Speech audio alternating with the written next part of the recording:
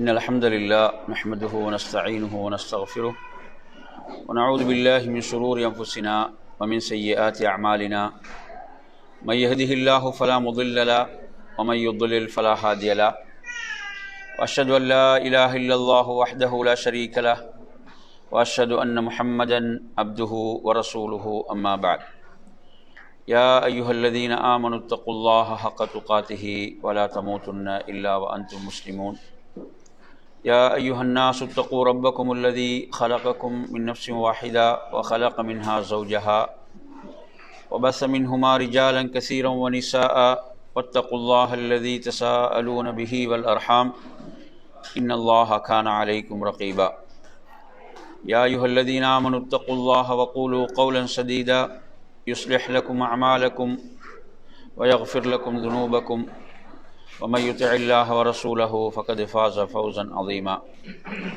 فإن أصدق الحديث كتاب الله وخير الهدي هدي محمد صلى الله عليه وسلم وشر الأمور محدثاتها وكل محدثة بدعة وكل بدعة ضلالة وكل ضلالة في النار.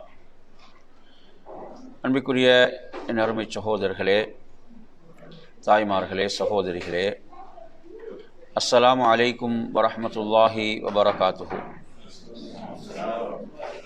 அல்லாஹுடைய மிகப்பெரிய பேரருள், அல்லாஹுடைய தீனை மார்க்கத்தை கற்றுக்கொள்வதற்காக ஒரு சிறப்பான வகுப்பிலே நாம் அமர்ந்திருக்கின்றோம். இந்த வகுப்பின் முதல் தலைப்பாக அல்லாஹ்வின் தூதர் ஸல்லல்லாஹு அலைஹி வஸல்லம் அவர்களுடைய சீராவை நாம் சுருக்கமாக கற்றுக்கொள்கின்ற வகுப்பு. அன்பிற்குரியவர்களே, அல்லாஹ்வின் தூதர் ஸல்லல்லாஹு அலைஹி வஸல்லம் அவர்களுடைய சிறப்புமிகு வாழ்க்கை வரலாற்றை கற்றுக்கொள்கின்ற நாம் நமது நீயத்துகளை, எண்ணங்களை நாம் இவ்வாறு சீர் செய்து கொள்வோம். அதாவது, இந்த இல்மை நான் கற்றுக்கொள்வது இதன் மூலம் இறை நெருக்கத்தை பெறுவதற்காக என்ற அந்த நீயத்தை நீங்கள் உங்களுக்குள் ஏற்படுத்தி கொள்ளுங்கள். நாம் ஒவ்வொருவரும் ஏற்படுத்தி கொள்வோம். அல்லாஹ்வின் தூதர் ஸல்லல்லாஹு அலைஹி வஸல்லம் அவருடைய வாழ்க்கை வரலாற்றை நான் கற்றுக்கொள்வது அந்த தூதரை நான் பின்பற்றுவதற்காக. அன்னாரது வாழ்க்கை வரலாற்றை நான் கற்றுக்கொள்வது அல்லாஹ்வின் தூதரை அதிகம் நேசிப்பதற்காக. அல்லாஹ்வின் தூதர் ஸல்லல்லாஹு அலைஹி வஸல்லம் வாழ்க்கை வரலாற்றை நான் கற்றுக்கொள்வது எனது ஈமானை நான் அதிகப்படுத்திக் கொள்வதற்காக. அவர்களது வாழ்வில் அவர்கள் சந்தித்த சோதனைகளை நான் கற்றுக்கொள்வது, சோதனைகளில் நான் மன உறுதியோடு, ஈமானிய பலத்தோடு அந்த சோதனையை எதிர்கொள்வதற்காக. அல்லாஹ்வின் தூதர் ஸல்லல்லாஹு அலைஹி வஸல்லம் வாழ்க்கை வரலாற்றை நான் கற்றுக்கொள்வது நானும் ஒரு அழைப்பாளனாக மாறுவதற்காக. முஸ்லீம்களோடு எனது தொடர்புகளை சீர்படுத்திக் கொள்வதற்காக, ரப்போடு உள்ள தொடர்பை சீர்படுத்திக் கொள்வதற்காக, ஏழ்மையிலும் செல்வ நிலையிலும் எவ்வாறு செயல்பட வேண்டும் என்பதை கற்றுக்கொள்வதற்காக. இவ்வாறு என் அருமை சகோதரர்களே, இவ்வாறான சிறந்த நீயத்துகளை நாம் நமக்குள் உருவாக்கி கொண்டவர்களாக, இந்த சிறந்த நீயத்துகளை நமக்குள் ஏற்படுத்தி கொண்டவர்களாக. உங்களுக்கு தெரியும், நபி ஸல்லல்லாஹு அலைஹி வஸல்லம் வரலாற்றை பற்றிய நூல்களில் பிரபலமான ஒரு நூல்தான் ரஹீக்குல் மக்தூம். சஃபியுர் ரஹ்மான் முபாரக்பூரி ரஹிமஹுல்லா அவர்களுக்குரியது. அதிலிருந்து நாம் செய்திகளை மிக சுருக்கமாக நாம் அறிந்து கொள்வோம். அல்லாஹ்வின் தூதர் ஸல்லல்லாஹு அலைஹி வஸல்லம் அவருடைய வாழ்க்கை வரலாறு என்பது அல்லாஹ் முஹம்மது ஸல்லல்லாஹு அலைஹி வஸல்லம் அவர்களுக்கு வழங்கிய அந்த தூதுத்துவம், மனித குலத்துக்கே வழிகாட்டுவதற்காக அல்லாஹ் வழங்கிய ரிசாலத். அல்லாஹ்வின் தூதர் ஸல்லல்லாஹு அலைஹி வஸல்லம் அவர்கள் அந்த ரிசாலத்தின் மூலம், அந்த தூதுத்துவத்தின் மூலம் இருளில் இருந்த மக்களை, சமுதாயத்தை ஒளியின் பால் கொண்டு வந்தார்கள். வழிகேட்டில் இருந்தவர்களை நேர்வழியின் பால் கொண்டு வந்தார்கள். ஷிர்கிலே மூழ்கி கிடந்த நரக விளிம்பிலே இருந்த ஒரு சமுதாயத்தை ஷிர்கிலிருந்தும் நரக விளிம்பிலிருந்தும் அவர்களை மீட்டெடுத்தார்கள். அவர்களுடைய உள்ளங்களில் தௌஹீதை ஆணித்தரமாக விதைத்தார்கள். உன்னதமான ஒரு சமுதாயமாக அந்த சமுதாயத்தை உருவாக்கினார்கள். நூற்றாண்டுகளிலே எனது நூற்றாண்டுதான் மிகச் சிறந்தது என்று சொல்கின்ற அளவுக்கு அல்லாஹ்வின் தூதர் ஸல்லல்லாஹு அலைஹி வஸல்லம் அவர்கள் மிக உன்னதமான ஒரு சமுதாயத்தை உருவாக்கினார்கள். என் அருமை சகோதரர்களே, ஜாஹிலிய அந்த அறியாமையில் மூழ்கி கிடந்த ஒரு சமுதாயத்தை உலகமே திரும்பி பார்க்கின்ற அளவுக்கு ஒரு முன்மாதிரி மிக்க சமுதாயமாக அல்லாஹ்வின் தூதர் ஸல்லல்லாஹு அலைஹி வஸல்லம் அவர்கள் உருவாக்கினார்கள். எனவே அல்லாஹ்வின் தூதர் ஸல்லல்லாஹு அலைஹி வஸல்லம் வாழ்க்கை வரலாற்றை நாம் கற்றுக்கொள்வது என்பது மிகச்சிறந்த மனிதர், அல்லாஹ்விடத்தில் மிகவும் சிறப்புக்குரியவர்.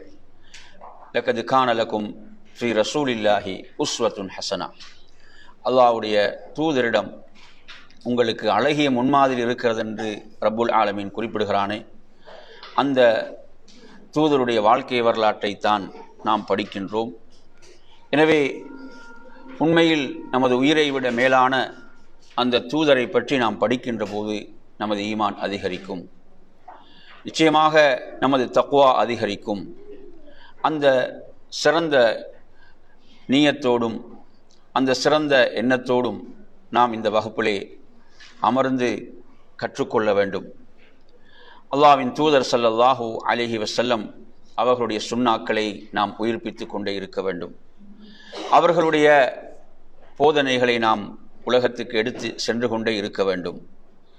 அல்லாஹ்வுடைய தூதர் ஸல்லல்லாஹு அலைஹி வஸல்லம் அவர்கள் சொன்னார்களே, என்னை பற்றி ஒரு செய்தி தெரிந்திருந்தாலும் அதை நீங்கள் எத்தி வையுங்கள் என்று சொன்னார்களே, அந்த அடிப்படையில் என் அருமை சகோதரர்களே, அல்லாஹ்வின் தூதர் ஸல்லல்லாஹு அலைஹி அந்த சுன்னாக்களை நாம் செயல்படுத்துவதோடு அதை நாம் உலகிற்கும் எடுத்துச் சொல்லக்கூடிய சிறந்த மக்களாக நாம் மாற வேண்டும்.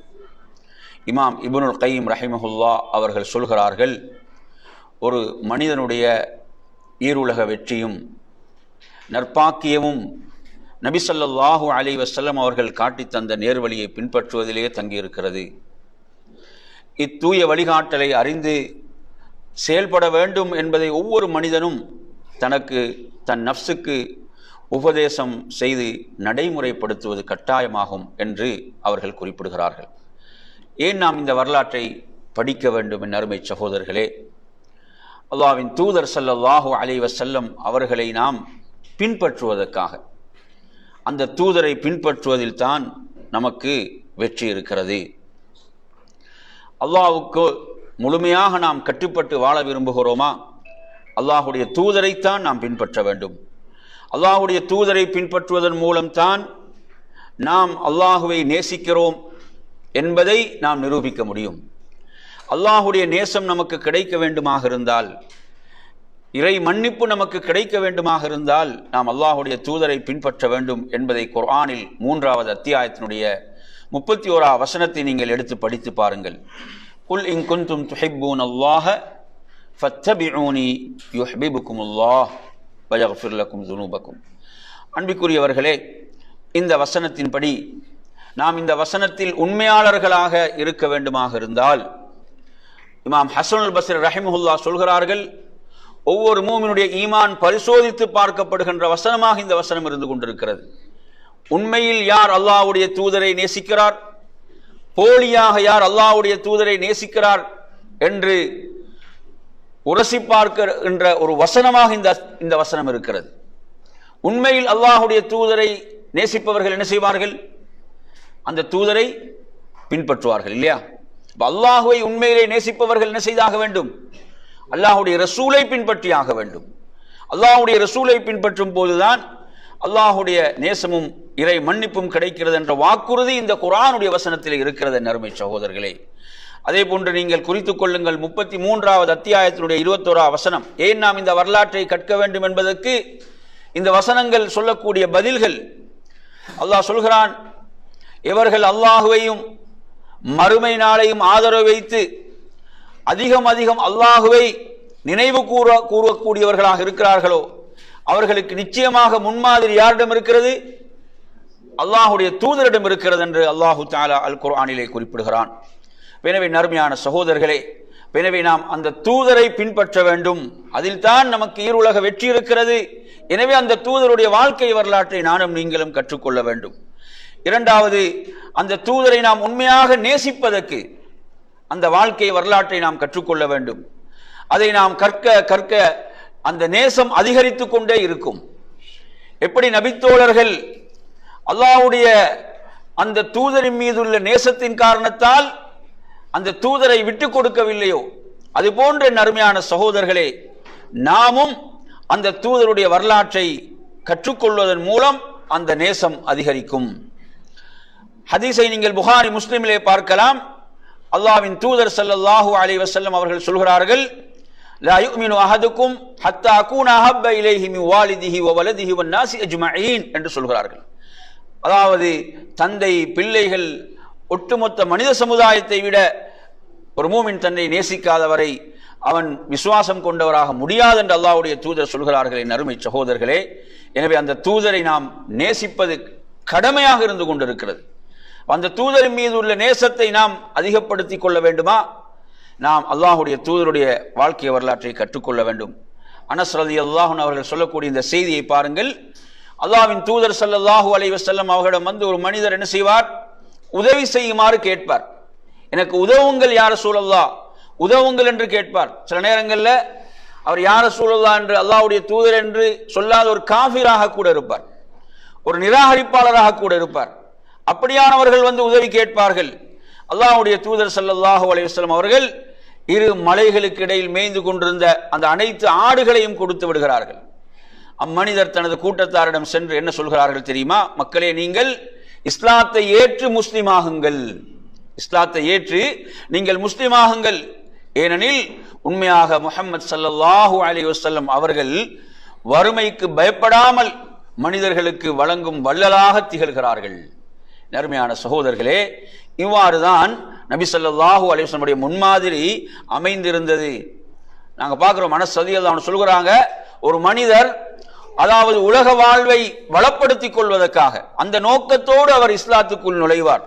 ஆனால் சிறிது காலத்துக்கு பிறகு அல்லாஹ்வின் தூதர் ஸல்லல்லாஹு அலைஹி வஸல்லம் அந்த தாராள தன்மை, அவர்களுடைய ஆன்மீக அறிவுரை, அவருடைய இஸ்லாமிய வாழ்க்கை நெறி போன்றவற்றின் மூலம் அவரது உள்ளம் இஸ்லாத்தின் பால் ஆழமாக வேரூன்றி இந்த உலகத்தில் உள்ள அனைத்தை விடவும் இஸ்லாம் அவருக்கு பிரியமுடையதாக மாறிவிடுகிறது. முஸ்லிம், அஹமத் போன்ற நூட்களில் பதிவாகிறது. இன்று சிலரை பார்த்தீங்களா, இஸ்லாத்தை ஏற்றுக்கொள்ளவர்கள் என்ன சொல்கிறார்கள்? நான் முஸ்லிம்களை பார்த்திருந்தால் இஸ்லாத்துக்கு வந்திருக்க மாட்டேன், நான் குர்ஆனை படித்த காரணத்தால், ஹதீஸை சுன்னாவை படித்த காரணத்தால் இஸ்லாத்தை ஏற்றுக்கொண்டேன் சொல்கிறார்களா இல்லையா? அப்படி இன்று சில முஸ்லிம்களுடைய நடவடிக்கைகள் அமைந்திருப்பதை எல்லாம் பார்க்கிறோம். ஆனால் அல்லாஹ்வின் தூதர் ஸல்லல்லாஹு அலைஹி வஸல்லம் அவர்களை அந்த மக்கள் பார்ப்பார்கள். அவர்கள் வேறு வேறு உலகியல் நோக்கத்துக்காக இஸ்லாத்தை ஏற்றுக்கொண்டாலும் அல்லாஹ்வின் தூதருடைய அந்த உண்மையான அந்த பண்புகள் என்ன செய்துவிடும் தெரியுமா?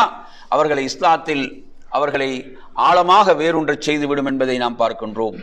அதே போன்ற நறுமையான சகோதரர்களே, அல்லாஹ்வின் தூதர் ஸல்லல்லாஹு அலைஹி வஸல்லம் அவருடைய அந்த முன்மாதிரிகளை நீங்க எடுத்து பாருங்க. வீரத்தில், தியாகத்தில் எவ்வளவு பெரும் முன்மாதிரிகளை அவர்கள் உலகத்துக்கு தந்தார்கள். வீரம் என்பது அனைவரும் விரும்பக்கூடிய ஒரு பண்பு இல்லையா? கோழைத்தனம் என்பது அனைவரும் வெறுக்கக்கூடிய ஒரு விடயம். அல்லாஹ்வின் தூதர் ஸல்லல்லாஹு அலைஹி வஸல்லம் அவர்கள் எப்படி ஒரு வீரராக இருந்தார்கள் உங்களுக்கு தெரியும்.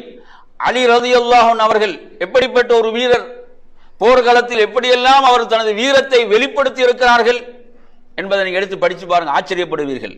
அப்படியான ஒரு வீரர் அலி ரலியல்லாஹு அன்ஹு அவர்கள் சொல்வார்கள், போர் மூண்டு விட்டால் நாங்கள் அல்லாஹ்வுடைய தூதருக்கு பின்னால் தான் இருப்போம் என்று சொல்கிறார்கள். அல்லாஹ்வுடைய தூதர் முன்னால் இருப்பாங்க, நாம் பின்னால் இருப்போம். சுப்ஹானல்லாஹ். அப்படிப்பட்ட ஒரு வீரராக நபி ஸல்லல்லாஹு அலைஹி வஸல்லம் அவர்கள் திகழ்ந்தார்கள். எனவே நறுமையான சகோதரர்களே, நமது பிள்ளைகளுக்கெல்லாம் இந்த முன்மாதிரிகளை நாம் கற்றுக் கொடுக்க வேண்டும். போர்க்களத்தில் அல்லாஹ்வின் தூதர் ஸல்லல்லாஹு அலைஹி வஸல்லம் அவர்கள் எப்போதும் புறமுதுகு காட்டி ஓடியது கிடையாது. எதிரிகள் சூழ்ந்து விட்டாலும் உரத்த குரலில் நபித்தோழர்களை அழைப்பவர்களாக அல்லாஹ்வுடைய தூதர் திகழ்ந்தார்கள் என்பதையெல்லாம் நாம் போர்க்களங்களிலே பார்க்கிறோம். எனவே அல்லாஹ்வின் தூதர் ஸல்லல்லாஹு அலைஹி வஸல்லம் அந்த வீரத்தை இன்று நமது சமுதாயம் இதை பற்றி தெரியாமல் யாருக்கு பின்னால் போய் கொண்டிருக்கிறது? இந்த சினிமாவிலே காட்டப்படுகிறதே போலியான வீரம், இதற்கு பின்னால் நமது சமுதாயம் போய் கொண்டிருக்கிறது. அல்லாஹ்வின் தூதர் ஸல்லல்லாஹு அலைஹி வஸல்லம் அவர்கள் உண்மையான வீரராக இருந்தார்கள் என்பதை நாம் பார்க்கிறோம். அதே போன்று எப்படியெல்லாம் நபி ஸல்லல்லாஹு அலைஹி வஸல்லம் அவர்கள் அறியாமையை, அந்த மூட நம்பிக்கையை அந்த சமுதாயத்திலிருந்து களை எடுத்தார்கள், ஜாஹிலியத்திலிருந்து மூட நம்பிக்கையில் அவர்கள் எப்படியெல்லாம் மீட்டெடுத்தார்கள்.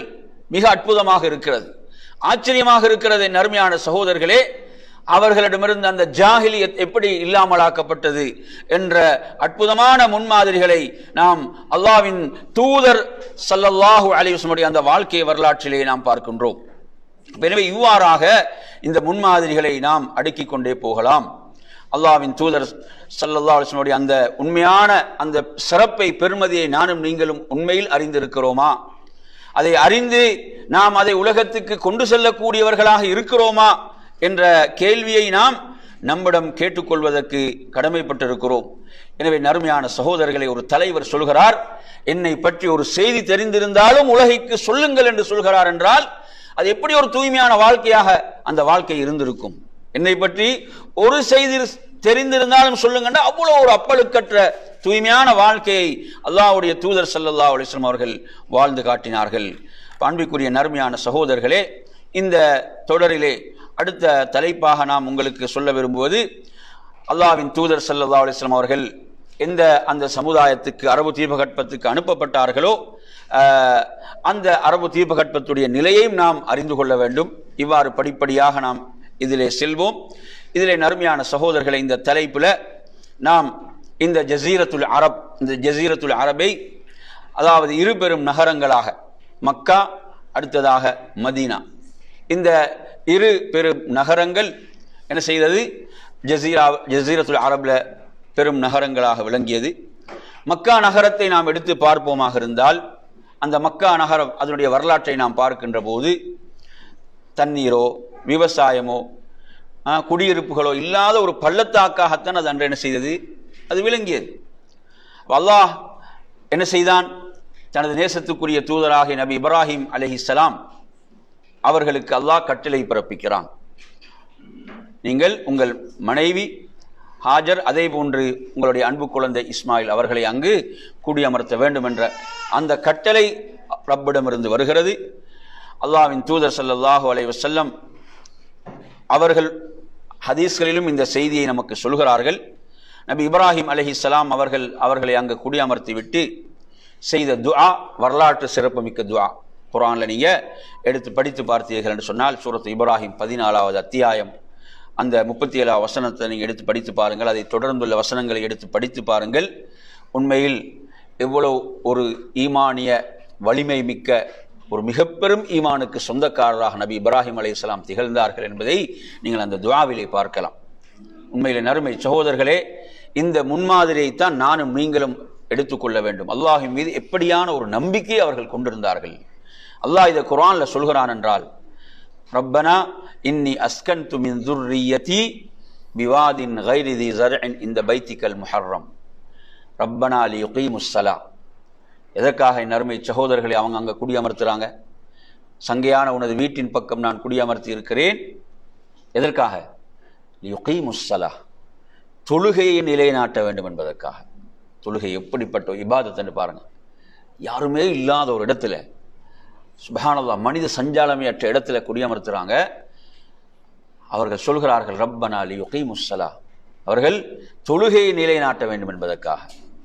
அடுத்து சொல்றாங்க, வஜஅல் அஃபிதத்தம் மினன் நாஸி தஹ்வி இலைஹிம். அதாவது அந்த இடத்துல இருந்து இந்த துஆ அவங்க செய்கிறாங்கன்ற நினைச்சு பாருங்க.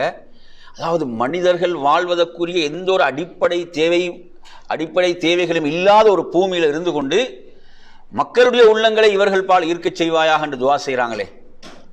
அல்லாஹ் மீது எவ்வளோ ஒரு நம்பிக்கையை வைத்திருப்பாங்க இப்ராஹிம் அலைஹிஸ்ஸலாம் அவர்கள். அவர்களுக்கு கனிவர்க்கங்கள் இந்த உணவும் அளிப்பாயாக என்று துஆ செய்கிறாங்க. அப்போ அன்பிற்குரிய நறுமையான சகோதரர்களே, இப்படியாக அல்லாஹு தஆலா அந்த தனது புனித வீட்டை இவ்வாறு உயிர்ப்பிக்க அல்லாஹ் நாடுகிறான். எனவே அவர்களுடைய அந்த நம்பிக்கைக்கு கிடைத்த பரிசாக நபி இப்ராஹிம் அலைஹிஸ்ஸலாத்துடைய நம்பிக்கை, ஹாஜர் அலைஹிஸ்ஸலாத்துடைய நம்பிக்கை, அல்லாஹ் ஜம்சம் என்ற அந்த நீரூற்றை வழங்குகிறான். அதற்கு பிறகு அங்கு என்ன செய்கிறாங்க, யமனிலிருந்து வந்த ஒரு அரபு கோத்திரம் ஜுருஹும் என்ற அந்த கோத்திரத்தினர் என்ன செய்கிறாங்க, அங்கு ஹாஜர் அலைஹிஸ்ஸலாத்துடைய அனுமதியோடு அவங்க அங்கு வசிக்க ஆரம்பிக்கிறார்கள்.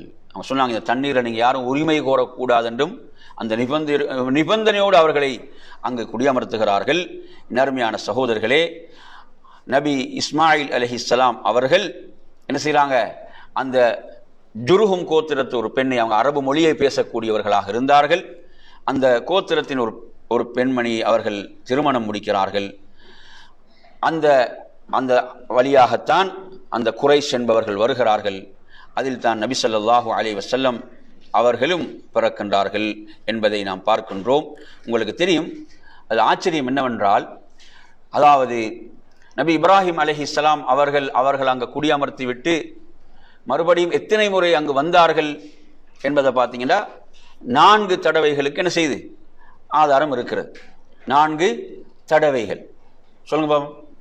4 தடவைகள்டா அவங்களுக்கு என்ன எது ஞாபகம் இருக்குது?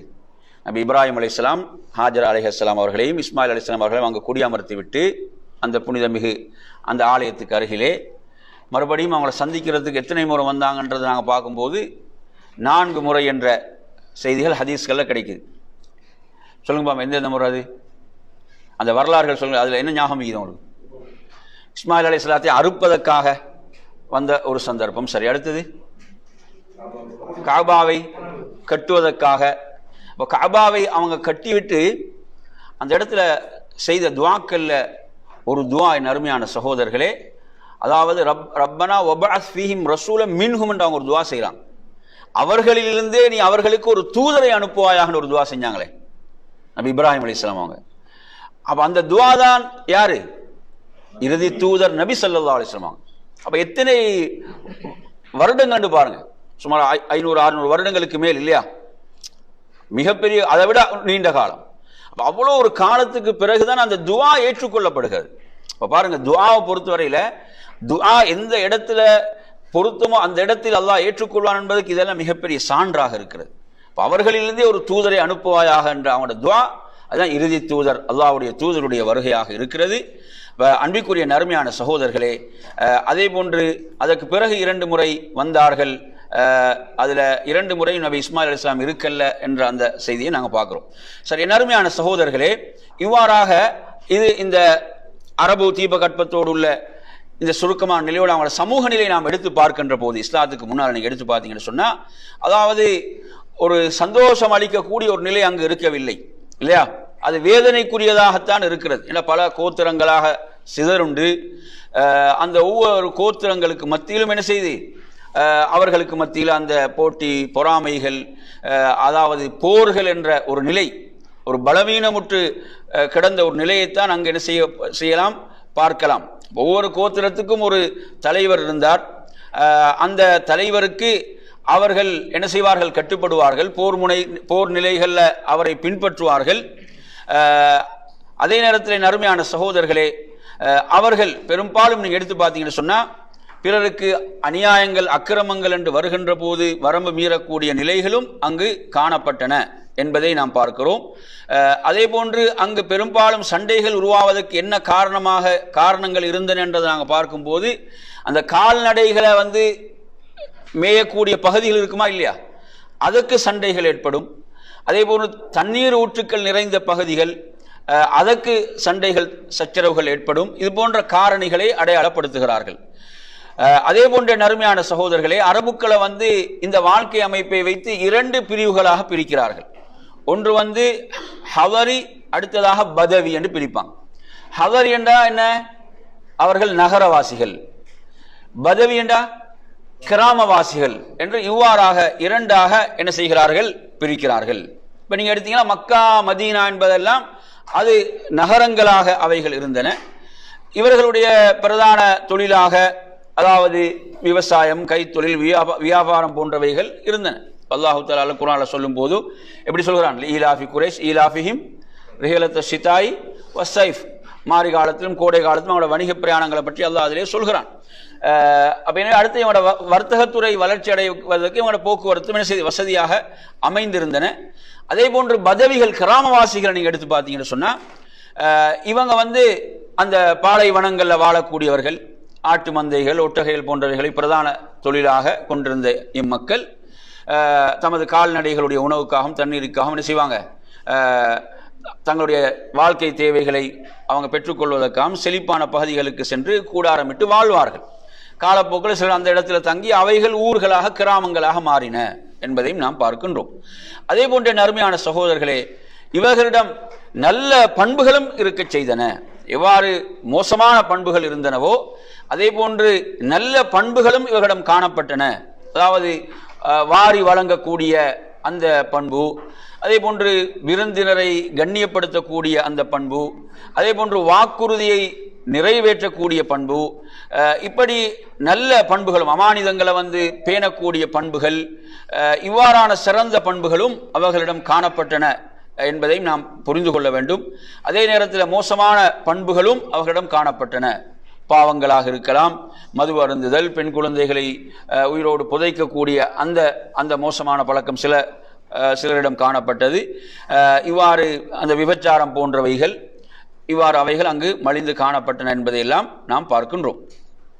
எனவே நறுமையான சகோதரர்களே, இவ்வாறான ஒரு பின்னணியில் தான் அல்லாஹ்வின் தூதர் ஸல்லல்லாஹு அலைஹி வஸல்லம் அவர்களுடைய அந்த வருகை என்பது அமைகிறது. அதே போன்று நீங்க அங்கு அவர்களுடைய அந்த அரசியல் நிலையை நீங்கள் எடுத்து பார்த்தால், அவர்களுடைய அரசியல் நிலையை நாம் எடுத்து பார்க்கின்ற போது அதாவது அதை இரண்டாக அதை வகுக்கின்றார்கள். அதில் ஒன்று முடிசூட்டப்பட்டவர்கள். ஆனால் இவர்களில் பலர் தனித்து இயங்கும் சுதந்திரம் பெறவில்லை, மாறாக ஒரு பேரரசு கீழ் கட்டுப்பட்டு நடப்பவர்களாக இருந்தார்கள். அதே போன்று எடுத்தீங்கன்னா குடும்பம் மற்றும் கோத்திரங்களின் தலைவர்கள், முடிசூட்டப்பட்ட அரசர்களுடைய தனித்தன்மையும் உரிமை இவர்களுக்கும் இருந்தன. இவங்களுக்கும் அந்த உரிமை இருந்தது. இவங்களும் முழு சுதந்திரத்தோடு செயல்பட்டார்கள். சிலர் ஒரு அரசின் பிரதிநிதியாக செயல்பட்டார்கள் என்ற இந்த நிலையை நாங்கள் அங்கே பார்க்கிறோம்.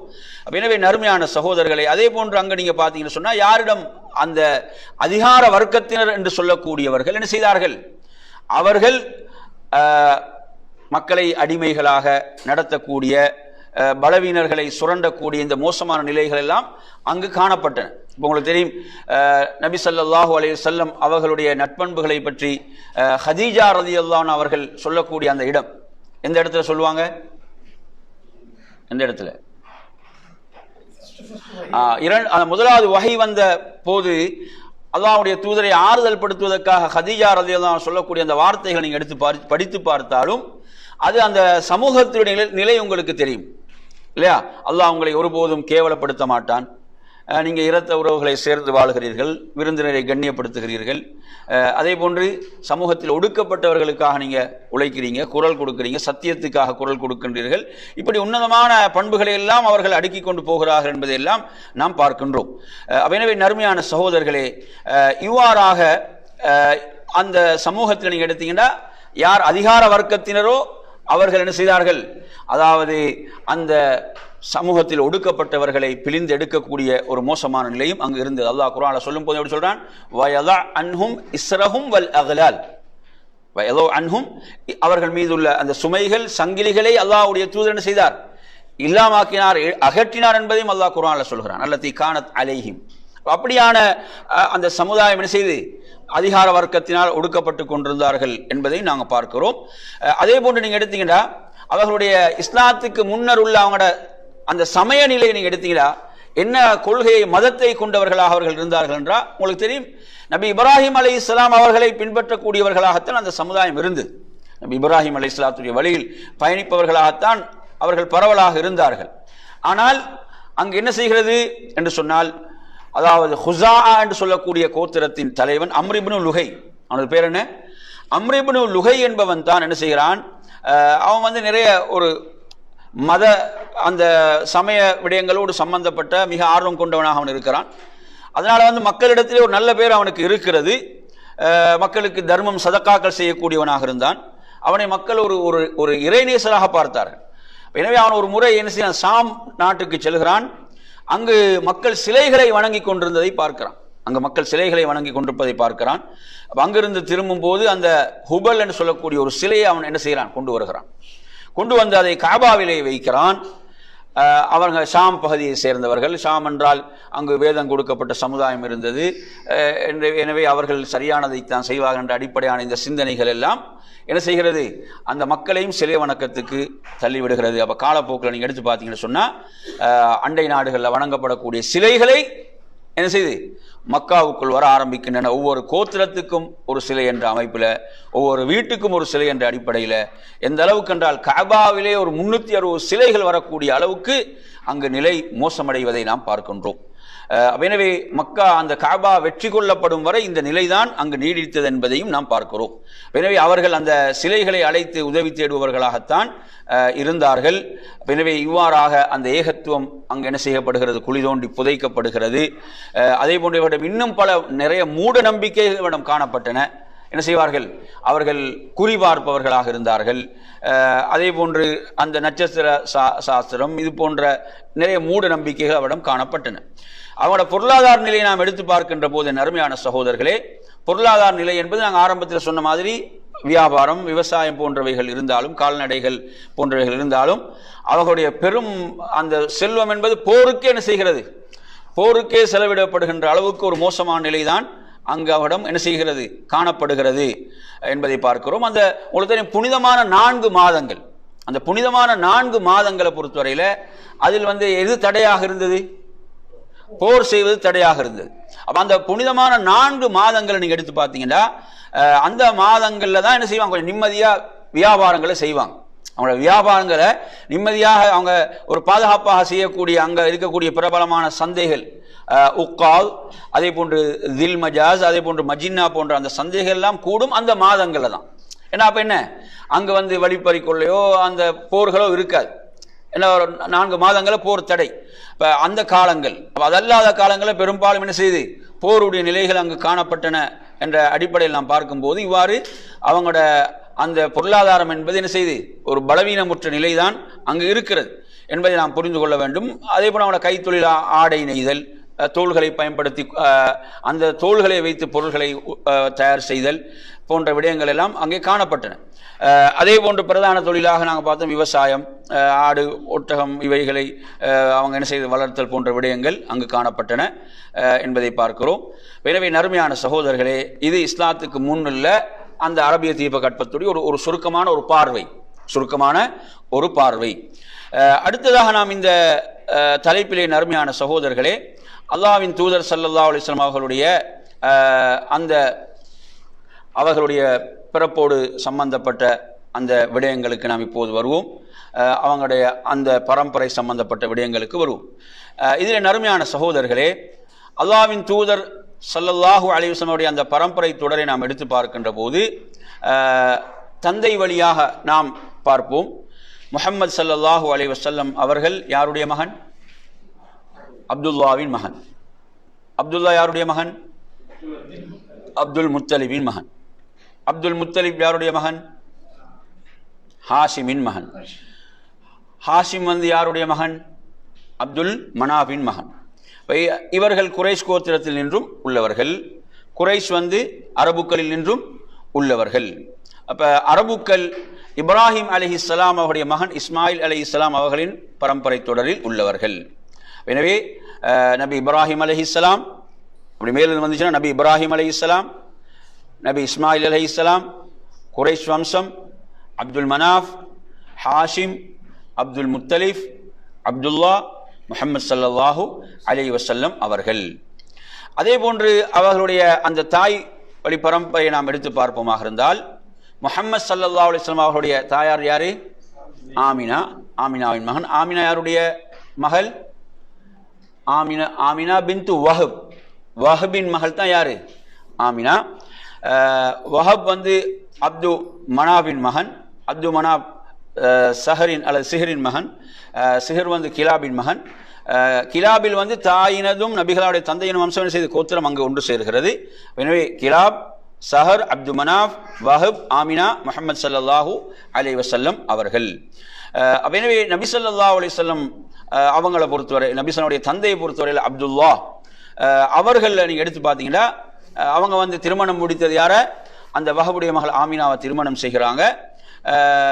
அவள் திருமணம் முடித்து அவங்க அந்த குறைந்த நாட்களுக்குள்ள அவங்க சிரியாவுக்கு ஒரு பிரயாணத்தை மேற்கொண்டு செல்லும் வழியில் அவங்க என்ன செய்கிறாங்க? நோயுறுகிறார்கள். நோயுற்று மருத்துவ சிகிச்சைக்காக எஸ்ரிப்னா இது தற்போதைய மதீனாவுக்கு கொண்டு சென்று அங்கு அவங்க மரணமாகிறார்கள். இது வந்து ரசூலுல்லாஹ்வுடைய மௌத்துக்கு 6 அல்லது 7 மாதங்களுக்கு முன்பு இது நிகழ்கிறது என்பதை நாம் பார்க்கின்றோம். நபி ஸல்லல்லாஹு அலைஹி வஸல்லம் அவர்கள் தனது பிறப்பை பற்றி சொல்லக்கூடிய 1-2 ஹதீஸ்களை பார்ப்போம். அல்லாஹ்வின் தூதர் ஸல்லல்லாஹு அலைஹி வஸல்லம் அவர்கள் சொல்கிறார்கள், நிச்சயமாக அல்லாஹ் இப்ராஹிமுடைய பிள்ளைகளில் இஸ்மாயிலை தேர்வு செய்தான். இஸ்மாயிலுடைய பிள்ளைகளில் கினானா குடும்பத்தை தேர்வு செய்தான். கினானா குடும்பத்தில் குறைஷிகளை தேர்வு செய்தான். குறைஷியர்களில் ஹாஷிம் குடும்பத்தை தேர்வு செய்தான் என்ற ஹதீஸ் சஹீஹ் முஸ்லிம்ல இடம்பெறுகிறது. அதே போன்று மற்றொரு செய்தி முஸ்லிமில் இவ்வாறு வருகிறது, படைப்பினங்களில் மனிதன் ஜின் என்ற 2 பிரிவில் மிகச்சிறந்த பிரிவில் என்னை படைத்து அதில் முஸ்லிம்கள் காஃபிர் என்ற 2 பிரிவுகளில் சிறந்த பிரிவில் என்னை ஆக்கினான். பிறகு கோத்திரங்களை தேர்வு செய்து அதில் சிறந்த கோத்திரத்தில் என்னை படைத்தான். பிறகு குடும்பங்களை தேர்வு செய்து அதில் மிகச்சிறந்த குடும்பத்தில் என்னை ஆக்கினான். நான் அவர்களில் ஆன்மாவாலும் மிகச்சிறந்தவன், குடும்பத்தாலும் மிகச்சிறந்தவன் என்று நபி ஸல்லல்லாஹு அலைஹி வஸல்லம் அவர்கள் சொல்கிறார்கள் என்பதை நாம் பார்க்கின்றோம். எனவே இவ்வாறான செய்திகள் அமைய பெற்றிருக்கின்றன. எனவே நபி ஸல்லல்லாஹு அலைஹி வஸல்லம் உடைய அந்த பிறப்பை பொறுத்தவரையில் மக்காவுல ரபியுல் அவ்வல் பிறை 12 திங்கட்கிழமை கிறிஸ்துக்கு பிறகு 571 பிறக்கிறார்கள் என்பதை நாம் பார்க்கிறோம். நபி ஸல்லல்லாஹு அலைஹி வஸல்லம் தாயார் ஆமினா அவர்களை என்ன செய்யறாங்க? அவங்க அந்த தாயாரை பெற்றெடுக்கிறாங்க. அவங்க பிறக்கும் போது நடந்த சில நிகழ்வுகள் சம்பந்தமாக சில செய்திகள் வருகின்றன. ஆனால் அந்த செய்திகளில் கருத்து வேறுபாடுகள் இருக்கிறது. ஒரு செய்தி வருகிறது, முஸ்னத் அஹ்மதில் வருகிறது. அபு உமாமா ரலியல்லாஹு அறிவிக்கிறார்கள், அதாவது நபி அவங்க அல்லாஹ்வுடைய தூதராக தேர்ந்தெடுக்கப்பட்ட பிறகு சொல்றாங்க, எனது தாய் என்னை பெற்ற போது அவர்களிலிருந்து ஒரு ஒளி கிளம்பியதை கண்டார்கள். அவ்வொளியின் மூலம் சிரியா கோட்டை பிரகாசித்தது என்ற ஒரு செய்தி. இதை ஷேக் நாசிருதீன் அல்பானி ரஹிமத்துல்லாஹ் சஹீஹ் என்று சொல்கிறார்கள். இன்னும் சிலர் என்ன செய்யறாங்க? பலவீனப்படுத்தக்கூடிய ஒரு நிலையும் நாங்கள் இந்த செய்தியில பார்க்கின்றோம். எனவே நறுமையான சகோதரர்களே, அப்ப குழந்தை பிறந்தவுடன் பாட்டனாராகிய யாரு? அப்துல் முத்தலிப் அவங்க என்ன செய்ய மிகவும் சந்தோஷம் அடைந்தவர்களாக அந்த குழந்தைக்கு முஹம்மத் புகழப்பட்டவர் என்று பெயரிடுகிறார்கள். முஹம்மத் புகழப்பட்டவர் என்று பெயரிடுகிறார்கள். அந்த புனிதமிகு காபா ஆலயத்துக்கு கொண்டு சென்று அல்லாஹ்விடம் பிரார்த்தித்து அல்லாஹ்வுக்கு நன்றி செலுத்துகிறார்கள். அவர்களுடைய 7ஆம் நாள் அவர்களுக்கு ஹத்னா செய்தார்கள் என்பதை நாம் இதிலே பார்க்கிறோம். அடுத்ததாக இந்த தலைப்பில் அப்ராஹாம் யானை படையும் அதை நாங்கள் அடுத்த வகுப்பில் வச்சுக்கொள்வோமா? இன்னொரு பாடம் இருக்கிற காரணத்தால் இதை முடிச்சுக்கொள்வோமா? இதோடு நாங்கள் இன்ஷா அல்லாஹ் இந்த வகுப்பை நாம் நிறைவு செய்வோம். இதனுடைய நோட்ஸ்கள் இப்போ இன்றைக்கி நாங்கள் படித்ததுடைய நோட்ஸ் வந்து இன்ஷா அல்லாஹ் அதுக்குன்ற ஒரு குரூப் இருந்தால் அதுக்கு நாங்கள் அனுப்புவோம். நீங்கள் என்ன செய்யலாம், கொஞ்சம் மீட்டிக்கோங்க. அந்த பகுதியை மட்டும் தான் நாங்கள் போடுவோம். இன்றைக்கி படித்த ஒரு பகுதியை மட்டும் நாங்கள் போடுவோம். அதை நீங்கள் கொஞ்சம் இன்ஷா அல்லாஹ் மீட்டிக்கொள்ளுங்கள். அடுத்த வகுப்பில் சில கேள்விகளை நாம் என்ன செய்யலாம், கேட்டு அதை நாம் ஒரு மீட்டல் செய்து கொள்ளலாம்.